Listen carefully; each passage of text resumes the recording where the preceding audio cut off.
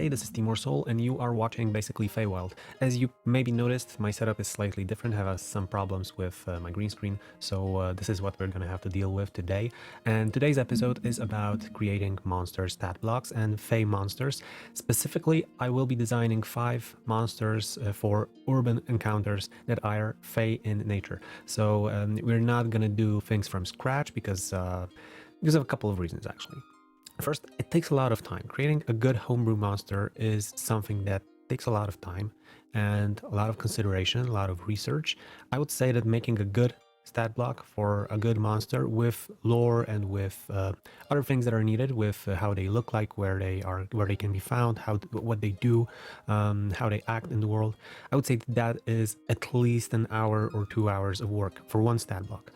This is why when you have bigger books with monster stat blocks like Monster Manual Expanded or things like that, this is why they cost a reasonable sum of money, because to make them, you have to work your ass off if you want to make them good. So we're not going to build them from scratch. And the second reason, there's an abundance of monsters, including Fey monsters, that you can find in different books. The Monster Manual Expanded is not the best example over here, but there are specific compendiums for monsters that are Fey or Fey related, and making additional monsters doesn't seem reasonable, to be honest. But there are instances when you want something very peculiar to happen. You don't want to spend money on buying the books that we have been discussing a minute ago. And you just want that one single monster. You feel that a monster that you envision in a way would fit nicely into the plot you're designing. So in such cases, well, this is a little bit different. You can design your own monster, and in this episode we will look how to do it. We will first start off with tips on how to create a good monster, and later on I will show you the 5 monsters that I pre-created yesterday for today's episode, and we'll discuss why and what I did to make them work as they do. Okay, so let's start off with some basic questions about creating monster stat blocks. Before you create any monster, it would be reasonable to ask yourself a couple of questions. The first question is the basic one. Why do you create this monster? Is it so that there is no monster already available for you in a monster manual or other books, maybe other sources? Maybe you can find them online. Reddit is a great resource for homebrew monsters. They aren't always exactly balanced. They aren't usually play tested, but that's the case for that's the usual case for homebrew monsters. But you have to ask yourself, why do you want this new monster to exist? Now, take into account that for some people like me, creating homebrew monsters is in a way a pleasurable experience. It's relaxing. It's the research, the ideas that you get, the brainstorming that you do with your own head is somewhat relaxing. But what if we go deeper into this question? Why do you create the monster? Is it a boss, or is it a common monster? Is it a mob-like monster, standard monster? If it's a boss, then homebrewing it is much more expectable or much more common than creating standard monsters. Because for standard monsters, for creatures that just will go like that from your players, it's really a lot of work for to put into a standard monster. And in this episode, we will see 2 bosses and 3 standard monsters created. I think they all are roughly well balanced, but we'll see. What makes it what makes it different from existing monsters? A good thing that usually people do when they create homebrew monsters, people that create more homebrew monsters that have some experience in that, is to mash up different creatures or just to swap stat blocks. So what I would do in such a situation is, for example, let's say I need a creature that is challenge rating 1 and is a Fey of nature and looks like a satyr but is not a satyr, for example. What I would do is I would go to my D&D Beyond account or to my monster manual book or whatever else you have. I would go into monsters and I would just look up some equivalent challenge rating monsters and swap the well, cockatrice isn't good. Swap the stat block for the monster that I want to have. There's 26 pages over here of this. Roughly half of them is CR1 or CR half. Okay, let's say other. What I would do is I would take an Azure, look at their stat block over here, see what I can change and what I must change. Let's say that I want to have a Fey creature, Fey sea creature that lives inside a lake, an aquatic creature that lives inside a lake.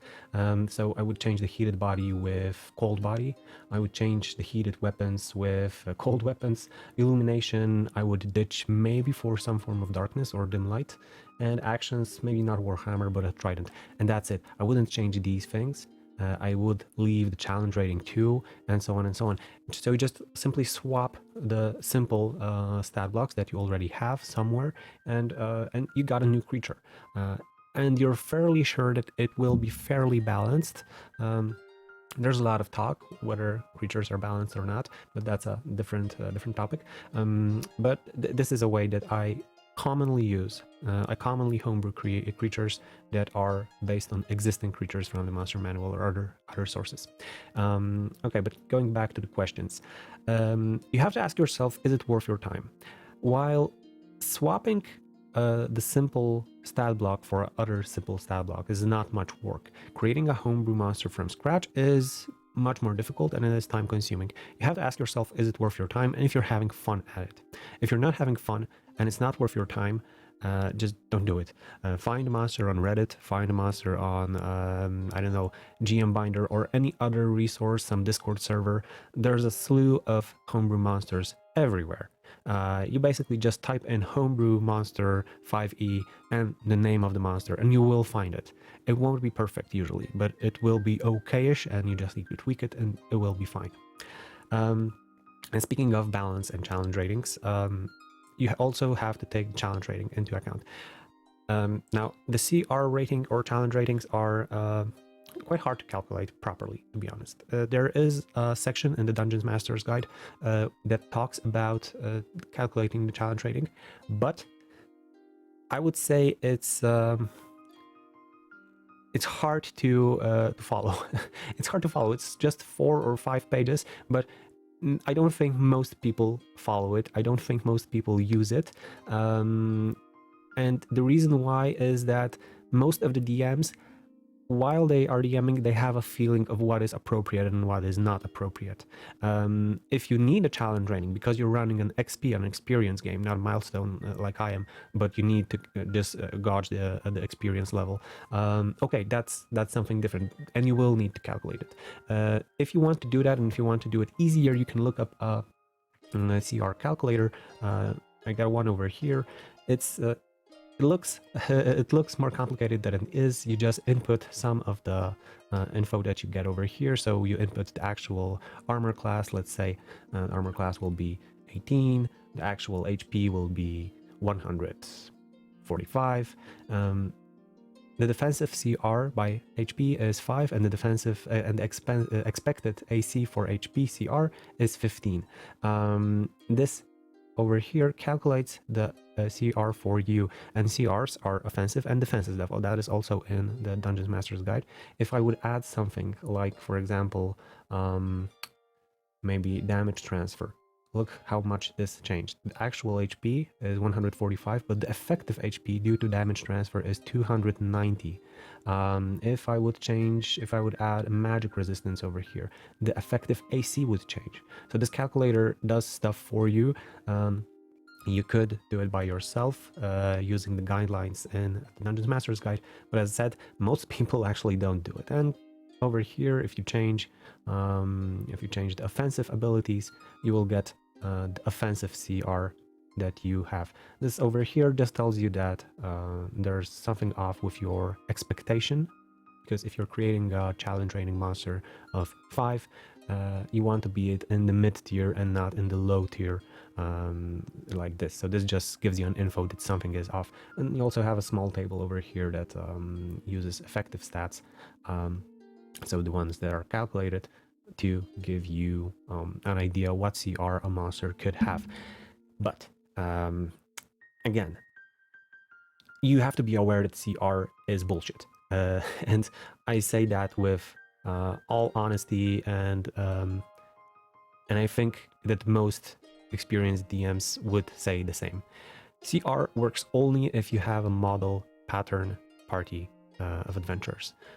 If you have not only is the party model, but also the amount of magic items, the amount of gold they have, the amount of encounters that you have per day, and everything is model. They had to calculate it as at the Wizards of the Coast had to calculate that based on something, and they made an assumption that there are 8 encounters per day, social exploratory combat per day, meaning per long rest. There's 1 long rest per day, and there are 5 adventurers in your group, and the adventurers are this, this, and this. If that works, the CR usually works. But for example, there is a monster like Rakshasa, and if you stumble upon a Rakshasa with spells that are below level, I think 5, then you are fucked, because the Rakshasa is a monster that has resistance against magic up to some level. Not going to look that up right now because that's not important. I just wanted to say that the CR ratings are commonly wrong.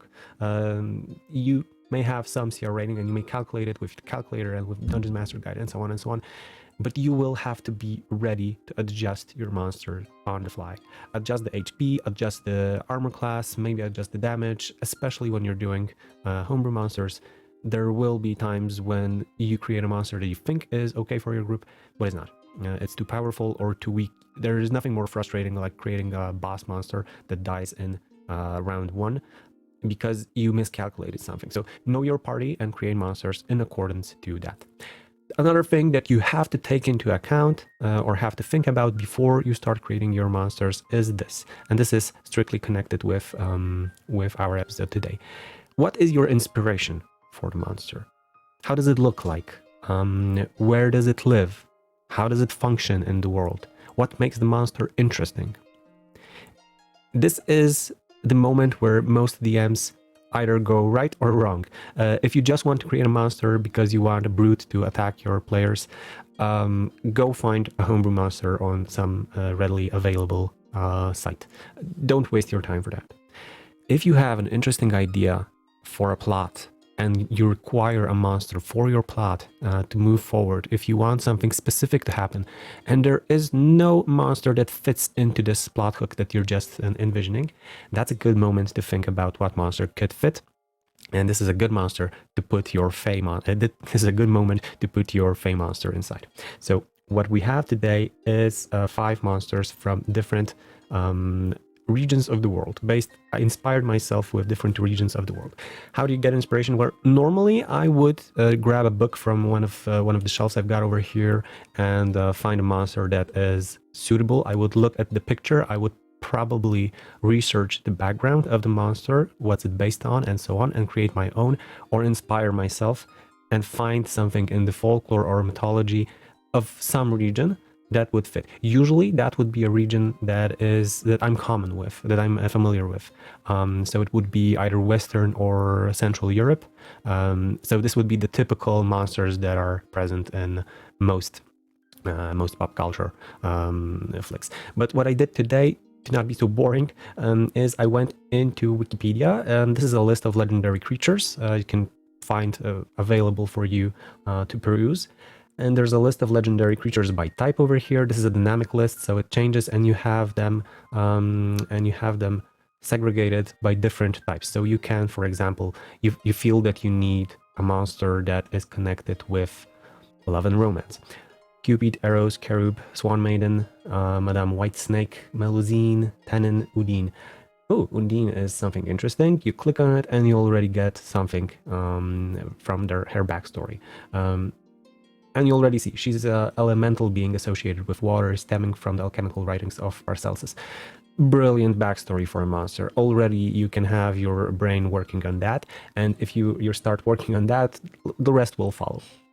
So this is what I did, and we have 5 monsters today. We have the Gremlins, the Duende, the Bouda or Bouda, we have the Muelona, and we have the Wild Hunt. The last two will be boss monsters. The first three are not bosses. These are standard monsters. Before I show you them, one last thing. If you are aiming for a specific type of creature, you might want to look up other types of other creatures of the same type before you go into creating your own, just to see what common traits they have. So again, an example over here, I create a table of 20 fake creatures these are not all the fake creatures that are found in source books. These are 20 that have a CR from 1/8 to 12. So I just wanted to have a good representation of monsters over here. And I listed their traits, and the colors, they suggest that the trait has something in common. So the light blue, the aquamarine, is teleporting. The deep blue is magic resistance. The reddish or brownish is invisibility. And in that, spellcasting is the greenish. If you look only at the colors over here, you can see that innate spellcasting is something very, very common, and going invisible or hiding in plain sight is again something rather common in the Fae. Now, innate spellcasting is something that many monsters have, so I wouldn't count that. But for example, the Fae step or the teleport options are specific for the Fae. Misty Step is something specific for the Fae, and I think that that is something that could be used while creating homebrew Fae monsters. You can do the same while creating aberrations, monstrosities, humanoids, and so on and so on. This is just a tip that you can use while creating your own. And additionally, since we were talking about Fae, I also listed spells that the Warlock that has an Archfey patron can get. You can find them over here. And also, I have some Archfey gifts over here that are also from one of the source books. So before I started creating my own monsters, I looked at all these. I figured that some of these might fit into my ideas, some might not. I used this as an inspiration, but I didn't use it as a point of reference, I would say. Okay, let's go to the creatures then, okay? So first up, we got the Gremlins. The Gremlins are tiny and capable. They have 3 sharp claws on their feet and hands and equally sharp teeth. Have bat-like ears. Their looks and color may vary. In my imagination, they are leathery, bluish, maybe orangish a bit, but rather dark. They usually blend into the background. Usually they are very stealthy, but they have orange glowing eyes, which can be seen in the dark. They are mischievous tricksters, they are crafty, but they have a tendency to do evil. So if you are as old as me, you probably have the same image in your head, the movie Gremlins from the 90s. I think it's from the 90s, maybe from the 80s. A movie that had a couple of episodes or a couple of parts with an adorable furry gremlin that was later made into a mascot pet. But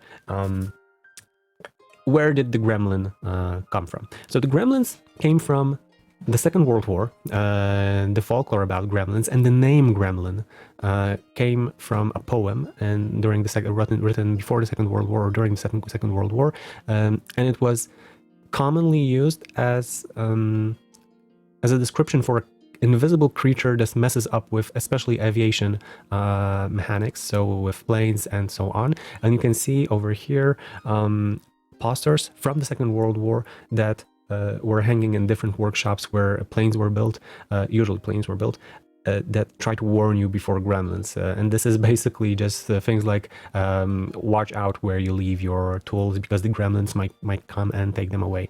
Watch out for your wear goggles, or the gremlins will throw things at your eyes during your work. So this is where the gremlins came from, and they made a great career. But the thing that I envision when I think about gremlins is not that, but this over here. And this is exactly how I see the gremlin in my games. Okay, back to the stat block. As you see, I didn't only create the monster stat block over here, but I also made a list of things that are descriptions of how they behave, how they act, and what they do. Now, why did I do it? First of all, I'm gonna make this available for free, so I wanted other people to have accessible what I have in my head. So that's the first reason. But the second reason is monsters are much more than simple brutes that bash you on the head. If that's the case, then you don't need a stat block. Actually, you just need an ogre or whatever. You don't need to homebrew anything to make a brute. What makes these creatures interesting is the backstory that they have connected. As I read earlier, they are mischievous tricksters. Gremlins are mischievous tricksters, and they can be found commonly in industrial zones. They have been known for disassembling wagons, for putting acid into oil lamps, for filling the factories with smoke by clogging chimneys, and so on. So you get the feel or idea what the plot hook over here might be. If you have, for example, a gnomish community that are inventors and craftsmen, they might have a problem with gremlins infesting one of their factories, for example. They are brilliant and curious. They have a natural tendency to break stuff, but not because they are evil per se. Well, they are slightly evil, but not lawful evil. They don't demand evil to be done. They just break stuff because they are super curious about how things work. And since they are curious, they just break stuff because they want to understand it. And they later might reassemble it, and it might not work exactly as it did, but that's in their nature. And they also form colonies. Seldom they are seen alone. Usually they work in groups, and the bigger the group, the worse it gets. And the more industrial the area is, the more gremlins you get. I also added urban plot hooks over here. So if you want to download this later on, you will also get some guidelines how you can use this specific creature. I used DM's Guild common or open graphics over here, so you will have to disregard this image unless you want to use it and it fits into your game. This is a pretty decent representation of a goblin or a gremlin, but as mentioned, mine are lettery and bat-like yours. Okay, to the stat block itself. They have quite high armor class, low hit points because they are only CR1 and CR half, sorry. Sunlight weakness, shadow stealth. Thing that they have that is not common is hapless presence. Creatures within 20 feet of the gremlin have disadvantage in wisdom saving throws. This is something that I took from the boggles. From the mites. You might have heard me talking about mites already, one of my favorite creatures. And another thing that I took from mites is the hags. Now, the mites had vexing presence or something like that, or boiling blood hags. That was called boiling blood hags. And the boiling blood hags worked very similar to this, although the boiling blood hex worked on creatures alone. And this is over here, we have a hex that works on weapons and objects. So if a gremlin sees an object or weapon, it can hex it, it can curse it, and anyone that uses the weapon or the object for the next 24 hours has to subtract a d6 from each d20 roll. So if a gremlin hexes your weapon and you try to attack with it, you roll an additional d6 and subtract the roll from your outcome on the d20. It's a brutal thing, to be honest. But what I additionally added to the gremlin lore over here is they are willing to make deals. They value understanding things. They value intelligence. And if you look at their stats, their intelligence score is 16. That's a lot for a half CR creature. That's a lot. 16 is on the verge of being brilliant.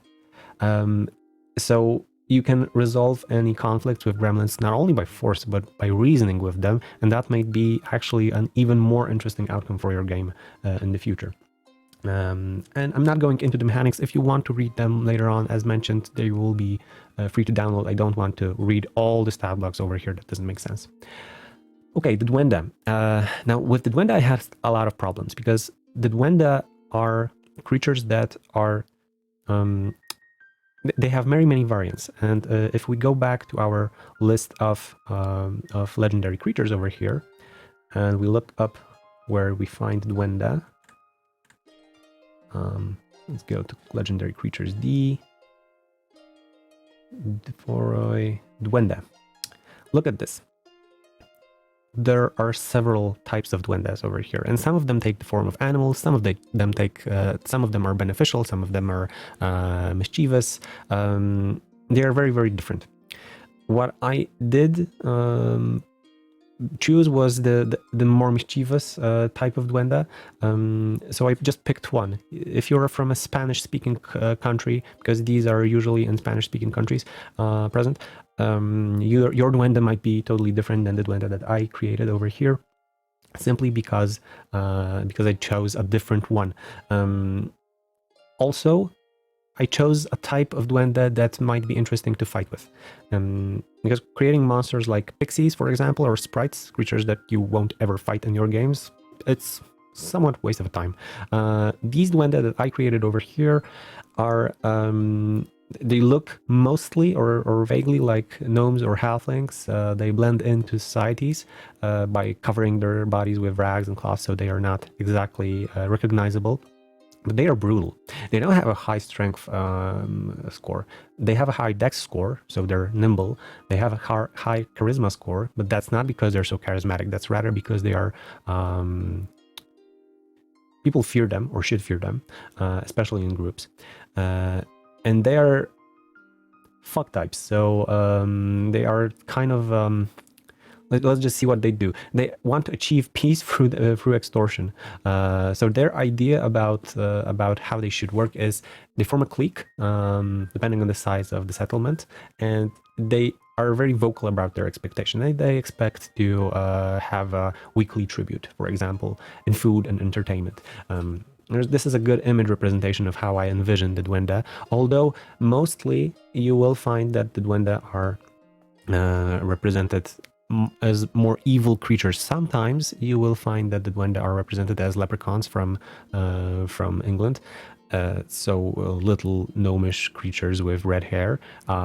This is not the case for me. I would rather envision them as small humanoids that, although are small, are hefty.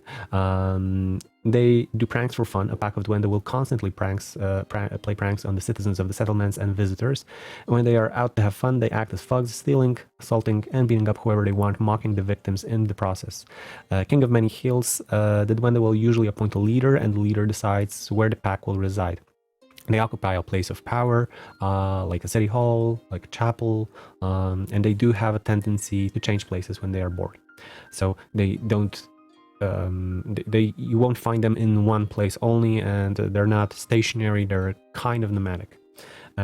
So they don't have a high strength. They have high dexterity, high charisma, high wisdom, and relatively high con and intelligence. They do have the magic resistance. They do have innate spell casting, although their spells are Dancing Lights, Minor Illusion, and Mage Hand.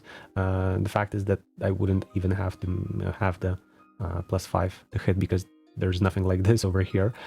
So not met magic, some basic cantrips basically. They have multi-attack with unarmed strikes, so they don't use weapons, but they have a tavern brawler feat, so their attacks deal 1d6, so like a short sword. So again, pretty hefty, although they have only a +2 to hit. They do have, however, Bolt of Chaos, which deals 3d6 damage, acid, fire, lightning, poison. I envision them to be somewhat chaotic in their nature, so their magic is also somewhat chaotic. And this is a spell attack, so actually this would have to stay over here. And they also have Vicious Mockery on the 5th level, so 2d4 psychic damage, which is very hard to escape. And additionally, you have this disadvantage on your first attack roll the next turn. This is CR1. And again, this is calculated properly in accordance to the rules of how you calculate the challenge ratings. But this is bullshit. If you would put up a party against a bunch of these, I think these guys would simply mow your players down if you would make the encounter hard or deadly.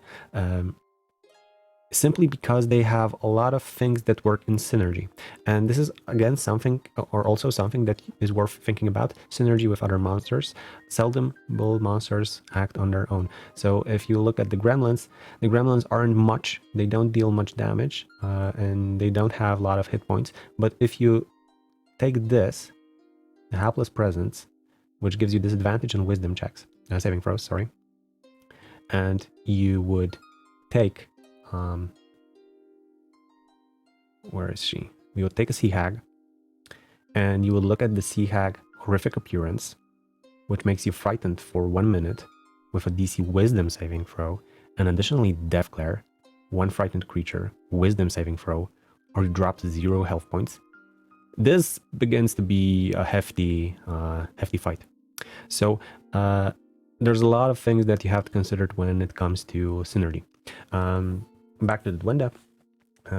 These guys could mow your players down. They could steamroll through them if the players don't find them challenging enough. And it's easy to think that this will be an easy challenge, because if you describe the Duende as little folk that aren't very strong, they're nimble but not very, they don't have broad shoulders or anything. I mean, your players could ignore the threat that is connected with these. And again, for urban plot hooks, you can look them up later on. When I talk about urban plot hooks, I mean that they are designed so that things happen in cities or villages. I didn't talk about that when I talked about gremlins. So let's just look here. The group is attacked by a small Duende pack that demands tribute. They are just scouts for a larger group ahead. In a bigger city, one of the local markets, a masked group of Duende attack and abuse one of the vendors. Other vendors act as if they don't see what's going on, so they ignore it totally, because they know that if they react, they will be the next victims of the Duende. The Duende lock themselves up in a pub tavern nearby and keep hostages while wreaking havoc. So things that, I mean, these are not full-blown adventures. These are simply plot hooks. You want something to happen. You want your players to have do something for a tavern owner. Well, you just need to use a simple plot hook like this. Additionally, one more thing, I added to these stat blocks a reflection of, since we are talking about Fey and Feywild, and Feywild is a reflection of our world, or the material plane. I decided that while talking about these creatures, we need to take into consideration what they reflect from our world. So the Duende will reflect organized crime and settlements, and the Gremlins will reflect industrialization and technology. So they might not exist before factories started to exist, for example. They might be a new race that just was born out of the dreams of humans about technological advancements. Why not? Okay, next up we have the Bouda or Bouda. Sometimes these are written without the D over here. In their natural form, they are hybrids. So they are they have a hyena's head and a human body. While in the material plane, they use their shape changer abilities to remain in the human form, although they are unnaturally tall. They're seldom shorter than 6 feet. They have broad shoulders, massive jaws, which make them look a little bit like mad dogs, actually. So hefty jawline. Often they will have vitiligo, I think I pronounced that correctly, so patched skin of different colors, which resemble dots on the hyena fur. If you're thinking how the hell should that look, this is roughly what it could look like. The thing is that often when you will look up Bouda or Buddha, you will find the representation only of black people, since this is an African folklore myth.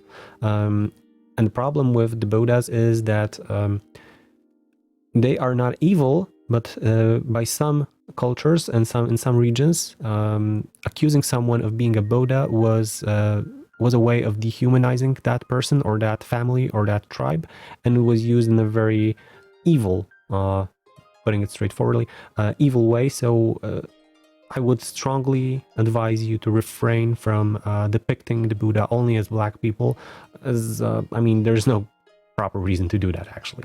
Back to the stat blocks. They are unusual lycanthropes, so they are not cursed. They don't bear a disease. Their bite is not poisonous per se, not in the same way as the bite of a werewolf, for example. It is poisonous, but not in the same way. They are exquisite blacksmiths. And they work with exotic materials, they work with exotic weapons, exotic armors. So this is a great way in which you can grant your parties some additional new weapons or new armor types without making them super magical and so on. They are, however, feared nomads. They are loud beyond reason. If you've ever watched some National Geographic or whatever else and saw a band of hyenas laughing and working around a prey, they are loud as hell. And this is also something that I took from the real world and implanted it into the folklore that is surrounding the Boudas. Their body language is very expressive. They are constant twitching. They have clear facial expressions. They lack visual composure, but they are not jovial or whatever else. They simply are very expressive in their way of communication. Unfortunately, this might strike fear in common folk. You can imagine a whole camp of huge people that look like Conan the Barbarian in different forms. That are loud, screaming, yelling, twitching, and so on and so on. This strikes fear. This is also a great way in which you can describe a Bouda nomad camp that travels from city to city selling their wares. Imagine your players entering a camp like that, and all of a sudden everybody is higher, bigger, louder, stronger, and so on and so on. And some of the people have some color patches, skin discoloration on their faces and so on. It's something that is worth describing, I feel. Additionally, they have unsatiated hunger, so they are glutinous beyond belief. They eat raw meat, especially if it's rotten for a minute or two or a day or two. That's what they eat predominantly. And urban plot hugs. And they are null enemies. They might be mistaken for gnolls. They might look like gnolls and be very, very similar, but they are enemies of Ingoku. With a mutual, and it's a mutual feeling. So they are hated by gnolls and they hate gnolls, and they would do everything to fight with the gnolls. So this is already, again, something that you can use as a plot hook. And I think I even pointed it out over here, that, over here, a lone Bouda working at the commercial district of a bigger city asked the party to find their former tribe. The tribe has been decimated by a gnoll attack, and you can have a gnoll camp that has some kidnapped representatives of a tribe, for example. Or a tribe of Boudas is held up by the local authorities and accused of kidnapping and eating children. The real culprit is a demon cult. If nothing is done, the tribe will fight to the last drop of blood.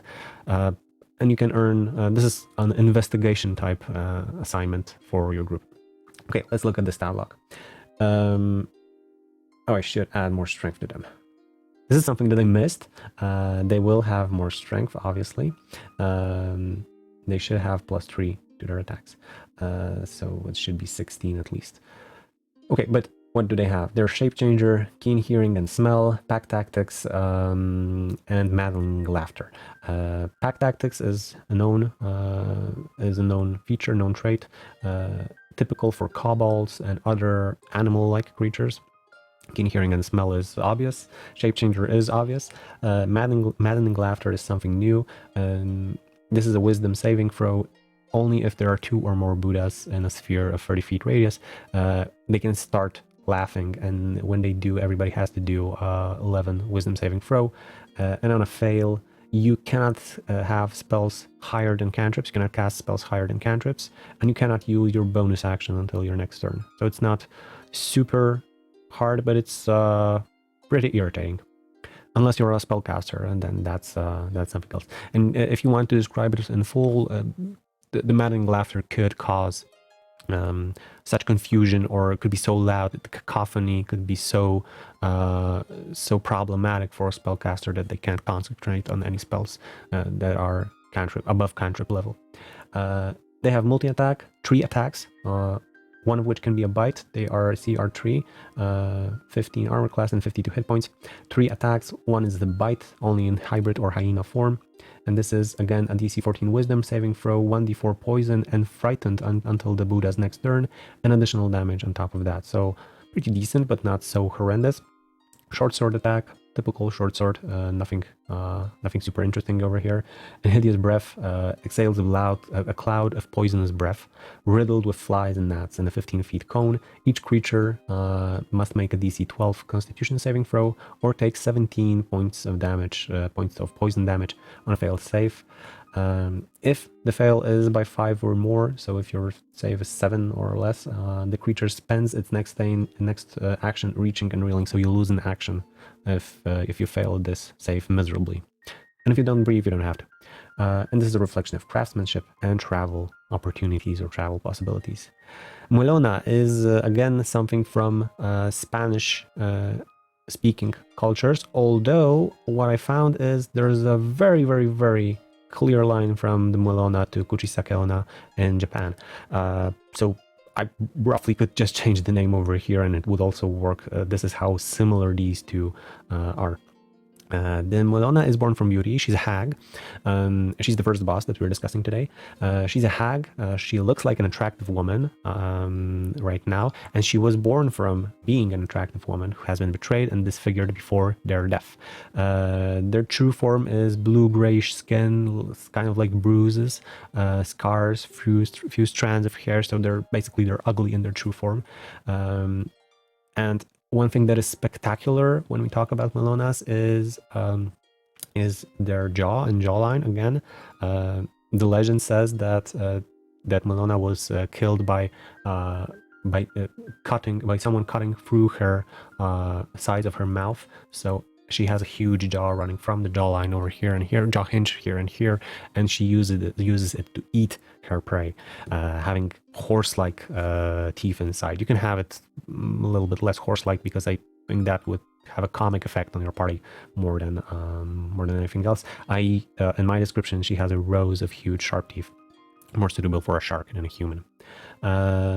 She goes for looks before everything else. So while usually hags use their illusory appearance for making them look good, this one not only uses that, she also uses perfumes, transformative potions, ointments, makeup, charms, magic, and everything she can to look beautiful. Her main goal in her life after life is she is a fae. She is a hag fae. She's just born from a spirit. She's not undead. She looks for love, but what she looks for is actually to find someone to love her, betray that one, and kill him after she manages to betray the man or woman that she finds. She also spreads rumors and elaborate plots so that nobody loves anyone else in the vicinity more than her. So that's her deal.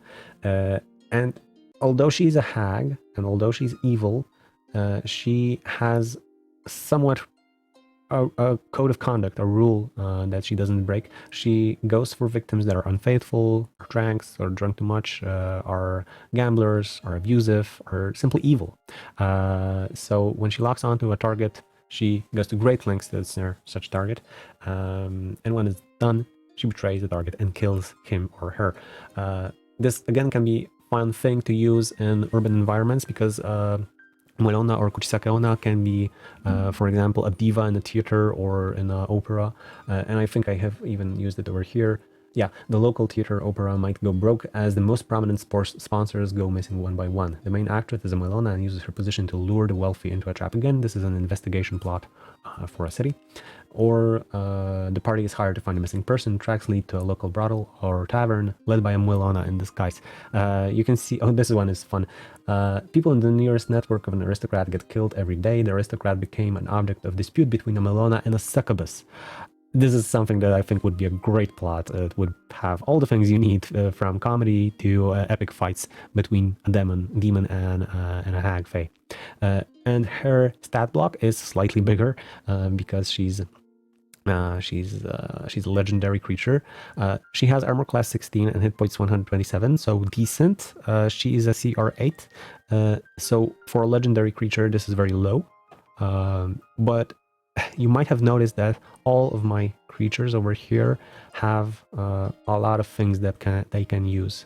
I rather have creatures with options that are action oriented, as Matt Colville would say, than creatures that are simple brutes or simple spellcasters. I find that boring, and that might be suitable for pattern adventurers or adventure groups, but it doesn't suit my group. I need action-oriented creatures. This is why most of these creatures have a lot of options that they can use on a regular basis.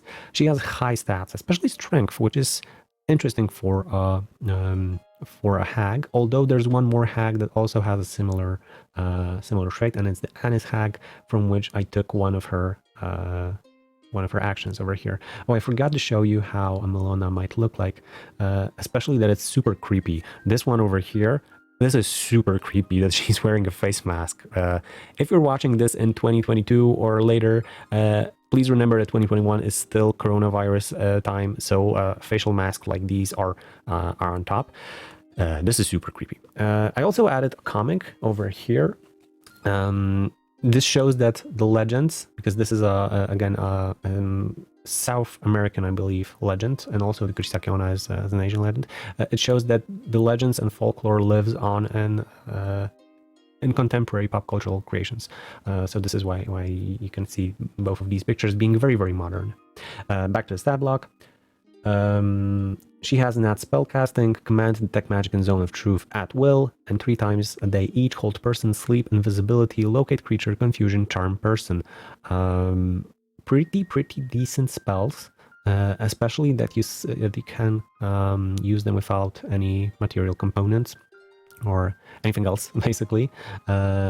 Typical for hags: mimicry, multi-attack with 3 attacks with her claws, which are +7 to hit and 14 slashing damage each, or a crushing bite, +7 to hit, 35 bludgeoning damage, and the target is grappled. And until the grapple ends, the target takes 35 bludgeoning damage at the start of each of the hag's turns. And she can't use her bite, but she can use her claws while biting on the creature. Imagine the confusion when the head or the jaws of the hag grow and grasp one of your players by an arm and start to eat them while they are still alive. And from legendary actions, simple claw attack, smile. The hag smiles to one creature that she can see within 30 feet, and that creature has to make wisdom saving throw or be frightened of her until the end of her next turn. This is a low DC, 13,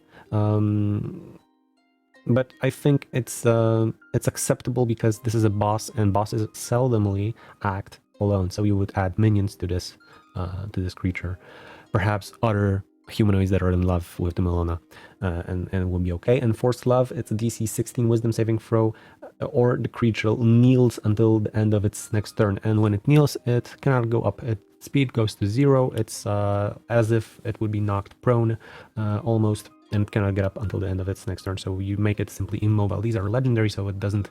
So she can use the legendary action to force someone to kneel, and in the meantime, she can eat somebody else with her crushing bite. Okay. Oh, and one more thing, she has a lot of damage resistances over here, so and condition immunities. So she's decent, and with additional minions, she would be quite a problem for many parties. And Wild Hunt Lord. The Wild Hunt Lord is again a creature born from a spirit of a hunter that wanted nothing more in life than to catch prey. A tall, almost statuesque man or woman, clad in hide armor with scars all over their body and a piercing gaze of yellow, lion-like eyes. Their true spirit form resembles a humanoid with a stag skull instead of its head, though not many have seen it.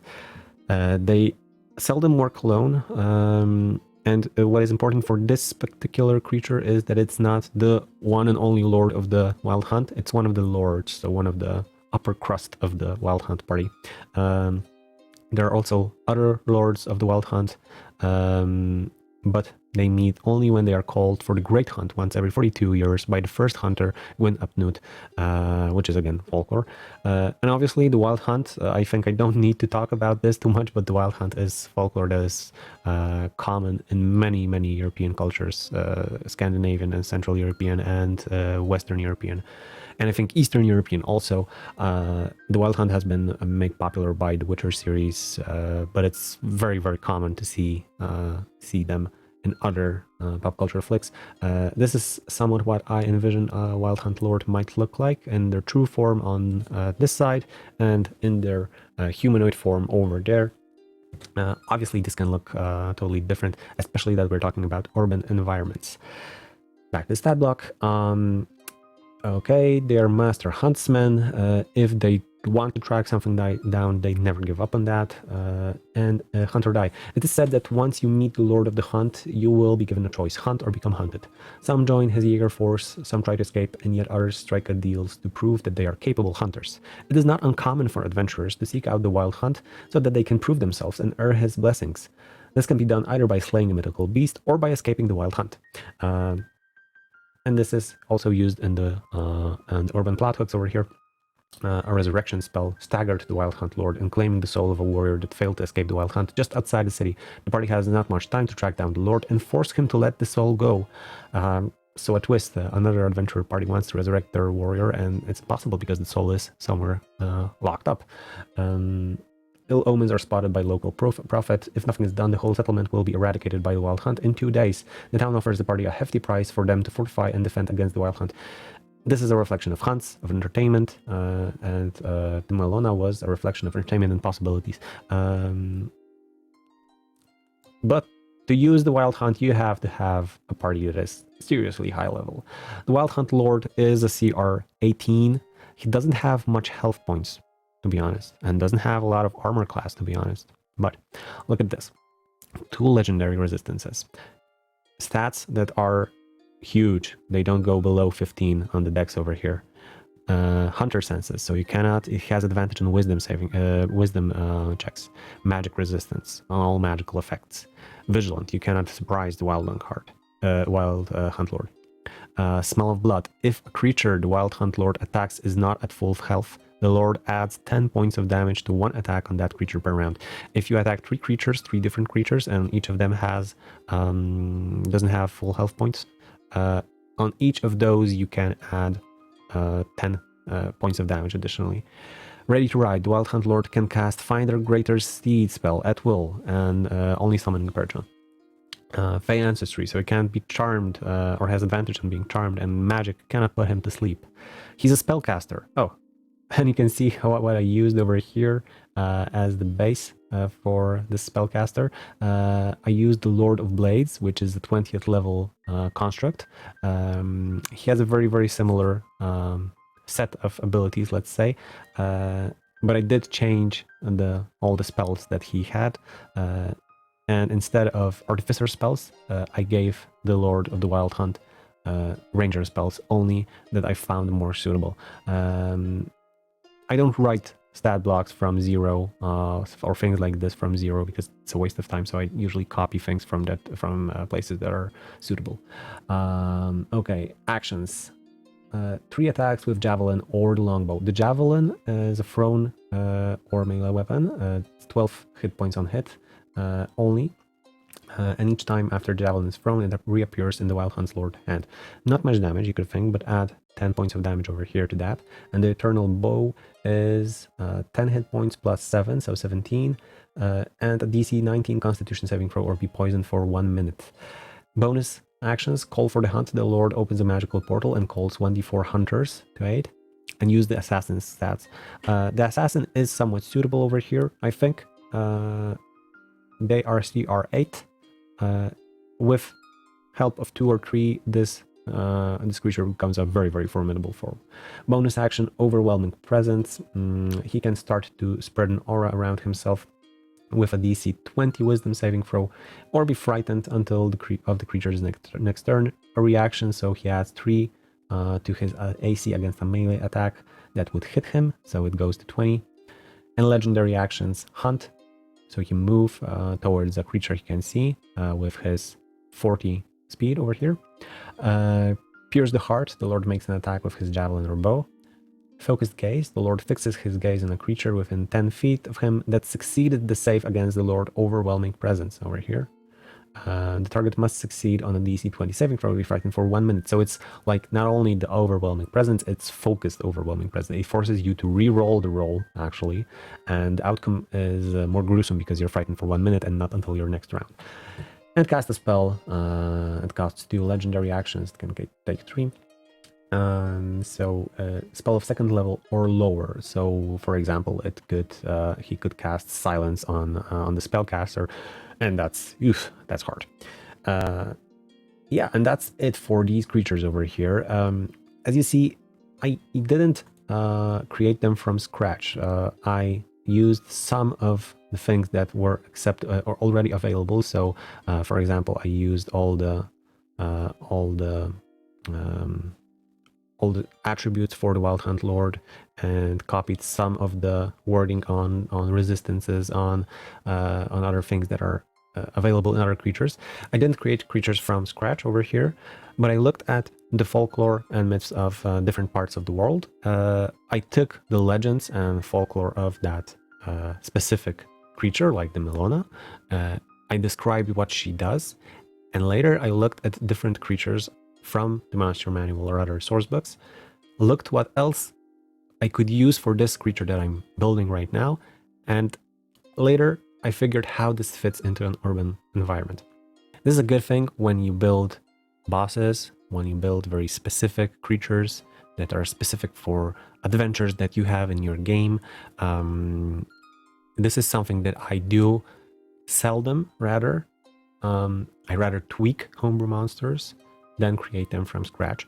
But if you need or feel that you would like to create a homebrew monster that is connected with your regional folklore, this is a good method. Go into the legend, describe how she looks like, describe he or she looks like, the monster looks like, describe what the monster does, where it lives, what makes it different from other monsters, and then start building the stat block, not the other way around. The stat block should be connected with the story and with the lore of the monster rather than the other way around.